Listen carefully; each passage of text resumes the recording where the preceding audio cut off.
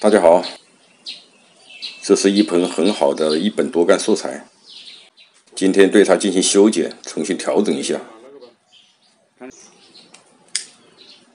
像这样的金雀很难得到，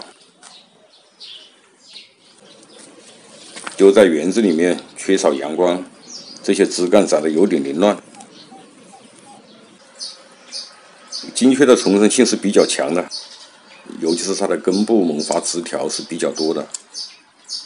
对一些不要的枝干，我们要尽早的把它修剪掉。修剪这样的丛林，先把一些重生枝、不要的细枝和过长的枝把它剪掉，要让枝干显露出来，这样我们就看得更清楚。修剪的时候，我们从主树开始，你把主树的树势定好，其他树都按照主树的方向来。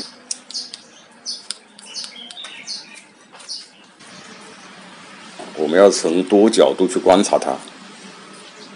你从单个树看，哪一个枝是该留，哪个枝是该去掉，主要是跟相邻的树有关联性，它们之间能形成互补，能形成呼应。要尽量的把干枝间的枝条多剪掉一点，要把这个空间腾出来。你每棵树都把枝条留得非常丰满，你总体上看它就显得比较拥挤，失去了空间感，这样看上去的丛林它就不会通透。丛林的修剪对每个干既有相对的独立性，又有整体的关联性。树之间的高矮间距要形成对比和呼应，丛林就会有收和密，就会形成一个协调的丛林整体。金雀的愈合能力不强，像这些接口不修剪好，长得十分难看。我讲的这几点，在修剪所有的丛林盆景中都能用到。当然，对不同树种的丛林盆景修剪，因为它有其个性，你修剪的方法有所区别，这就靠我们在平时修剪的时候自己去总结经验。现在这盆金雀是基本修剪好了，我们再从总体上对它进行调整，还是从主干开始。我们先把主干的位置定好，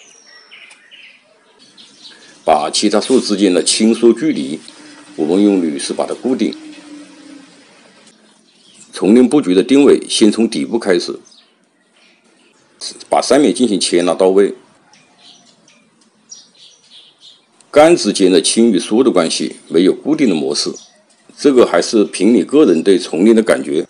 这个感觉就在于你平时对大自然丛林的观察和认知，这也是个积累的过程。丛林盆景有些技巧，我们还是要在平时多练中积累。这个主要是遵循丛林布局的自然法则。比方说，三个树之间，它们要形成三角形，而不能成一排，这就是一个法则。它的高矮是从主树开始逐渐降低，